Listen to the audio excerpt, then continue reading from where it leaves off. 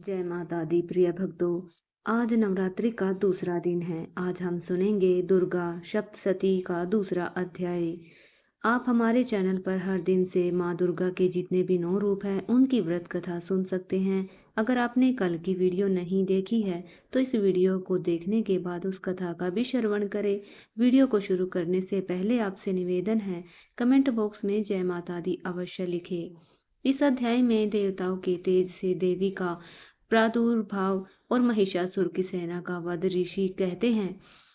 पूर्व काल में देवताओं और असुरों में पूरे 100 वर्षों तक घोर संग्राम हुआ था। उसमें असुरों का स्वामी महिषासुर था और देवताओं के नायक इंद्र थे। उस युद्ध में देवताओं की सेना महाबली असुरों से परास्त हो गई। संपूर्ण देवताओं को जीतकर महिषासुर इंद्र बन बैठा। तब पराजित देवता प्रजापति ब्रह्मा जी को आगे करके उस स्थान पर आए जहाँ भगवान शंकर और श्री हरि विष्णु विराजमान थे। देवताओं ने महिषासुर के पराक्रम और अपनी पराजय का यथावत वृतांत उन दोनों देवेश्वर से विस्तार पूर्वक कह सुनाया। देवता बोले, भगवान महिषासुर सूर्य, इंद्र, अग्नि, वायु, चंद्र, यम, वरुण और अन्य देवताओं के भी अधिकार छीनकर स्वयं ही सबका अधिष्ठाता बन बैठा है। उस महिषासुर ने समस्त देवताओं को स्वर्ग से निकाल दिया। अब वे मनुष्यों की भांति पृथ्वी पर विचर रहे हैं। देवताओं की यह सारी करतूत हमने आप लोगों को कह सुनाई। अब हम आपकी शरण में आए हैं, उसके वध का कोई उपाय सोचिए। इस प्रकार देवताओं के वचन सुनकर भगवान विष्णु और शिव ने दैत्यों पर बड़ा क्रोध किया। उनकी बैह तन गई और मुंह टेढ़ा हो गया। यह अत्यंत कोप से भरे हुए चक्रपाणी श्री विष्णु के मुख से एक महान तेज प्रकट हुआ। इसी प्रकार ब्रह्मा, शंकर और इंद्र आदि अन्य देवताओं के शरीर से भी भारी तेज निकला। वह सब मिलकर एक हो गया। महान तेज का वह पुंज ज्वाल मानो पर्वत सा जान पड़ता। देवताओं ने देखा, वहां उसकी ज्वाला संपूर्ण दिशाओं में व्याप्त हो रही थी। संपूर्ण देवताओं के शरीर से प्रकट हुए उस तेज की कहीं तुलना नहीं थी।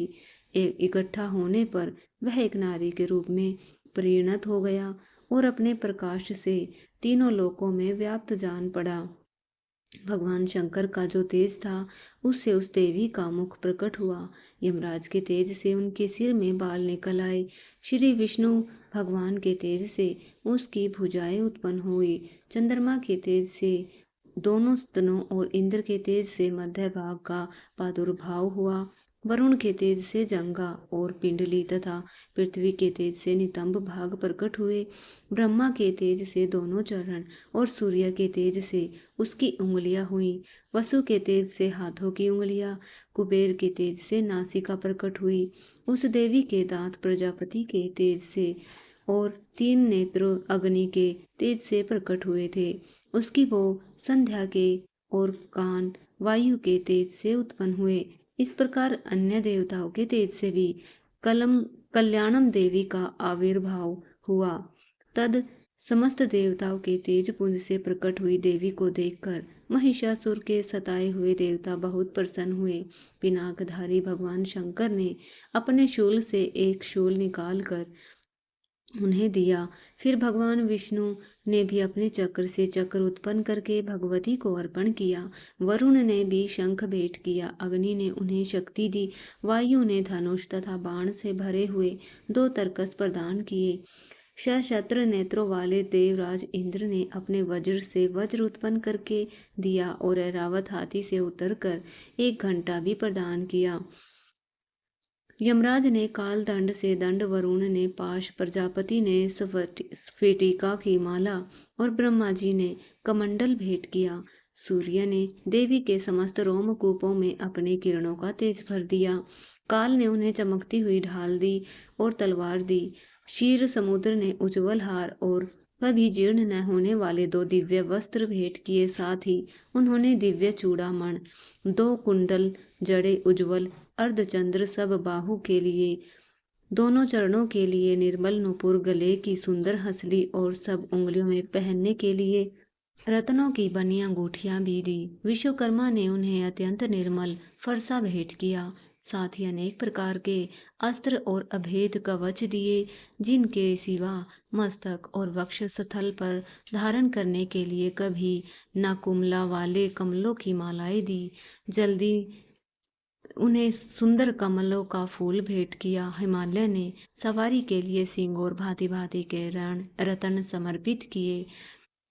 धन कुबेर ने मधु से भरा पान पात्र दिया। संपूर्ण नागों के राजा शेष ने, जो इस पृथ्वी को धारण करते हैं, उन्हें बहुमूल्य मणियों से विभूषित नागर भेंट दिया। इसी प्रकार अन्य देवताओं ने भी आभूषण और अस्त्र देकर देवी का सम्मान किया। तत्पश्चात उन्होंने बारंबार अटस पूर्वक उच्च स्वर से गर्जना की। उनके भयंकर नाद से संपूर्ण आकाश गूंज उठा। देवी का अत्यंत उच्च स्वर से किया हुआ सिंह नाद कहीं समा न सका। आकाश उसके सामने लघु प्रतीत होने लगा। उससे बड़े जोर की प्रतिध्वनि हुई, जिससे संपूर्ण विश्व में हलचल मच गई और समुद्र कांप उठे, पृथ्वी डोलने लगी, समस्त पर्वत हिलने लगे। उस समय देवताओं ने अत्यंत प्रसन्नता के साथ सिंहवाहिनी भवानी से कहा, हे देवी, तुम्हारी जय हो। साथ ही महर्षि हो ने भी भक्ति भाव से विनम्र होकर उनका स्तवन किया। संपूर्ण त्रिलोकी को शोभग्रस्त देख देवतागण दैत्यगण अपनी समस्त सेना को कवच आदि से सुसज्जित कर हाथों में हथियार से सहसा उठकर खड़े हो गए। उस समय महिषासुर ने बड़े क्रोध में आकर कहा, यह क्या हो रहा है? फिर संपूर्ण असुरों से घिरकर उस सिंहनाद की ओर लक्ष्य करके दौड़े और आगे पहुंचकर उसने देवी को देखा, जो अपनी प्रभा से तीनों लोकों को प्रकाशित कर रही थी। उनके चरणों के भार से पृथ्वी दबी जा रही थी। माथे के मुकुट से आकाश में रेखास खींच रही थी तथा वे अपने धनुष की टंक से सभी सातों पातालों को शुद्ध किए देती थी। हे देवी, अपनी हजारों भुजाओं से संपूर्ण दिशाओं को आच्छादित करके खड़ी थी। तद उनके साथ दैत्यों को युद्ध छिड़ गया। नाना प्रकार के अस्त्र शस्त्रों के प्रहार से संपूर्ण दिशाएं उद्भाव होने लगी। चीर नामक महान असुर महिषासुर का सेना नायक था। वह देवी के साथ युद्ध करने लगा। अन्य दैत्यों की चतुरंगी सेना साथ लेकर चामर भी लड़ने लगा। 6000 रथी निर्वेदम आकर उद्गम महाद ने लोहा लिया। 1 करोड़ रथिर्वेदम तथा 1 करोड़ रथिर्वेदम पाल शक्ति मूसल खड़गा पशु आदि अस्त्र शस्त्रों का प्रहार करते हुए युद्ध कर रहे थे। कुछ देवताओं ने उन पर शक्ति का प्रहार किया, कुछ लोगों ने पाश फेंके तो कुछ दूसरे दैत्यों ने खड़ग प्रहार करके देवी को मार डालने का उद्योग प्रयास किया। देवी ने भी क्रोध में भरकर खेल ही खेल में अपने अस्त्रों की वर्षा करके दैत्यों के वे समस्त अस्त्र शस्त्र काट डाले। उनके मुख पर परिश्रम या थकावट का रंज मात्र भी चिन्ह नहीं था। देवता और ऋषि उनकी स्तुति करते थे। वे भगवती परमेश्वरी दैत्यों के शरीरों पर अस्त्रों शस्त्रों की वर्षा करती रही। देवी का वाहन सिंह भी क्रोध में भरकर गर्दन के बालों को हिलाता हुआ असुरों की सेना में इस प्रकार विचर करने लगा, मानो वनों में दावानल फैल रहा हो। रणभूमि में दैत्यों के साथ युद्ध करती हुई अंबिका देवी ने जितने नीवा छोड़े, वे सभी तत्काल सैकड़ों हजारों गणों के रूप में प्रकट हो गए और परशु भिला पाल खड़ग और पट्टी शादी अस्त्रों द्वारा असुरों का सामना करने लगे। देवी के शक्ति से बढ़े हुए वे गण असुरों का नाश करते हुए नगाड़ा और शंख आदि बजाने लगे। उस संग्राम महोत्सव में कितने ही गण मृदंग बज रहे थे। देवी ने त्रिशूल से, गदा से, शक्ति की वर्षा से, खड़ग आदि से सैकड़ों महावध का संहार कर डाला। कितनों को घंटों के भयंकर नाद से मूर्छित करके मार गिराया। बहुतों ने दैत्यों को पाश से बांधकर धरती पर घसीटा। कितने ही दैत्य उनकी तीखी तलवार की मार से दो टुकड़े हो गए। कितने ही गदा की चोट से घायल धरती पर सो गए। कितने ही मूसल की मार से अत्यंत आहत होकर रक्त वमन करने लगे। कुछ दैत्य शूल से छाती फट जाने के कारण पृथ्वी पर ढेर हो गए। उस रणांगन में बाण समूहों की वृष्टि से कितने ही असुरों की कमर टूट गई। बांस की तरह झपट वाले देव पड़कर कट गए। कितने ही दैत्यों के मस्तक कटकर गिरने लगे, कुछ लोगों के शरीर मध्य भाग में ही विलीन हो गए। कितने ही महादैत्य जांघें कट जाने से पृथ्वी पर गिर पड़े। कितनों को ही देवी ने एक बाह, एक पैर और एक नेत्र वालों करके टुकड़ों में चीर डाला। कितने ही दैत्य मस्तक कट जाने पर भी गिरकर फिर उठ जाते। केवल धड़ के रूप में ही अच्छे अच्छे हथियार हाथ में ले देवी के साथ युद्ध करने लगते थे। दूसरे कब युद्ध के बाजों की लय पर नाचते थे। कितने ही बिना सिर के धड़ हाथों में खड्ग शक्ति और रिष्ट लिए दौड़ते थे, तथा दूसरे महाद ठहरो ठहरो यह कहते देवी को युद्ध के लिए ललकारते। जहाँ वह घोर संग्राम हुआ, वहाँ की धरती देवी के गिराए हुए रथ, हाथी, घोड़े और असुरों की लाशों से ऐसी पट गई थी जैसे वहां चलना फिरना असंभव हो गया था। दैत्यों की सेना में हाथी, घोड़े, असुरों के शरीर से इतनी अधिक मात्रा में रक्तपात हुआ कि थोड़ी देर में वहां खून की बड़ी नदियां बहने लगी। जगदम्बा ने असुरों की विशाल सेना को क्षण भर में नष्ट कर दिया। ठीक उसी तरह जैसे तृण और काट के भारी ढेर को आग कुछ ही क्षणों में भस्म कर देती है, वह सिंह भी गर्दन के बालों को हिलाकर जोर जोर से गर्जना करता हुआ दैत्यों के शरीरों से मानो उनके प्राण चुन लेता था। वहां देवी के गणों ने भी उन महादत्तों के साथ ऐसा युद्ध किया जिससे आकाश में खड़े देवतागण उन पर बहुत संतुष्ट हुए, फूल बरसाने लगे। इस प्रकार श्री मार्कंडेय पुराण में सावन मनवंतर की कथा के अंतर्गत देवी महात्मन में महिषासुर की सेना का वध नामक दूसरा अध्याय पूरा हुआ। अब श्रवण करते हैं श्री दुर्गा सप्तपाठ का तीसरा अध्याय। सेनापतियों सहित महिषासुर का वध ऋषि कहते हैं, दैत्यों की सेना को इस प्रकार तहस नहस होते देख महादैत्य सेनापति चक्षु क्रोध में भरकर अंबिका देवी से युद्ध करने के लिए आगे बढ़े। वह असुर रणभूमि में देवी के ऊपर इस प्रकार बाणों की वर्षा करने लगा जैसे बादल मैरुगिरी के शिखर पर पानी की धार बरसा रहा हो। तब देवी ने अपने बाण से उसके बाण समूह को अनायास ही काट कर उसके घोड़ों और सारथी को भी मार डाला। साथ ही उसके धनुष और अत्यंत ऊंची ध्वजा को भी तत्काल काट गिराया। धनुष कट जाने पर उसके अंगों को अपने बाणों से बींध डाला। धनुष, रथ, घोड़े और सारथी के नष्ट हो जाने पर वह असुर ढाल और तलवार लेकर देवी की ओर दौड़ पड़ा। उसने तीखी धार वाली तलवार से सिंह के मस्तक पर चोट करके देवी की बाई भुजा में बड़े वेग से प्रहार किया। देवी की बाह पर पहुंचते ही वह तलवार टूट गई। फिर तो क्रोध से लाल आंखें करके वह उस राक्षस ने शूल हाथ में लिया। उसे उस महाद ने भगवती भद्रकाली के ऊपर चलाया। वह शूल आकाश से गिरते हुए सूर्यमंडल की भांति अपने तेज से प्रज्वलित हो उठा। उस शूल को अपनी ओर आते देख देवी ने भी शूल का प्रहार किया। उससे राक्षस के शूल के सैकड़ों टुकड़े हो गए।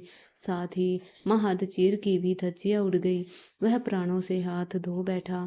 महिषासुर के सेनापति उस पराक्रमी चूर के मारे जाने पर देवताओं को पीड़ा देने वाले चामर हाथी पर चढ़कर आया। उसने भी देवी के ऊपर शक्ति का प्रहार किया, किंतु जगदम्बा ने अपने हुंकार से ही आहत एवं निष्प्रभ होकर तत्काल पृथ्वी पर गिरा दिया। शक्ति टूटकर गिरी हुई देख चामर को बड़ा क्रोध हुआ। अब उसने शूल चलाया, किंतु देवी ने उसे भी अपने बाणों से काट डाला। इतने में ही देवी का सिंह उछलकर देवी हाथी के मस्तक पर चढ़ बैठा। उस दैत्य के साथ खूब जोर लगाकर बाहु युद्ध करने लगा। लड़ते लड़ते दोनों हाथी से पृथ्वी पर गिर गए। अत्यंत क्रोध में भरकर एक दूसरे पर भयंकर प्रहार करते हुए लड़ने लगे। सिंह बड़े वेग से आकाश की ओर उछला। उधर से गिरते हुए अपने पंजों की मार से चामर का सिर धड़ से अलग कर दिया। इसी प्रकार उग्रग्रेस हो गया। क्रोध में भरी देवी ने गदा की चोट से उद्धत का कचूमर निकाल दिया।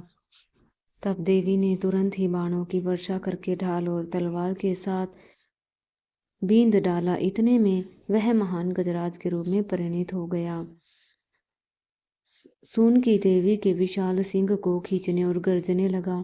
खींचते समय देवी ने तलवार से उसकी सूंड काट डाली।